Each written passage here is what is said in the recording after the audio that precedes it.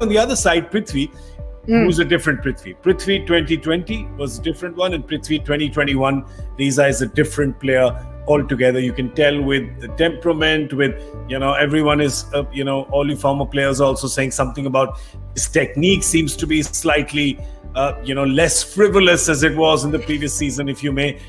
It's all working. Yeah, and sometimes real disappointment and loss just makes you look at things differently. And he's come out and said throughout this IPL that being demoted in Australia and spending a lot of time on the sidelines watching that test series, he had time to reflect, he had time to work on his game. And, from a technical point of view, that back foot isn't going to leg stump. We used to say always stayed leg side of the ball, but his leg side shots have come into that, which means that he's more destructive. They can't chalk up one side and just put a lot of pressure on him. So he's done a lot of work, and it's great to see, because real players, internationally class players, will find ways of reinventing themselves. They'll find ways of getting themselves out of holes. And that resilience is very hard to teach, very hard to coach. And today there was Joy, Mohammad Shami bowling. There was a pull shot that he hit for 6 over third man.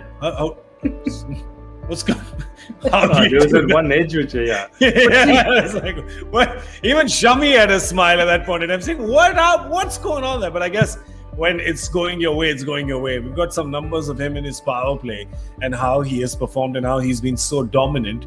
And a tale of 2 seasons, 6 months apart, but 2 different guys. Absolutely. What a sensational season he's had. And I think he's worked on his game. Give him the credit. He's worked on his game. He always had, we were discussing this, what he always had was, he had the gift of timing and he had the gift of placement. These are 2 gifts he always had. What he didn't have always was the technical gift and shot selection. His shot selection was not always great. He'd take on balls he needn't take on.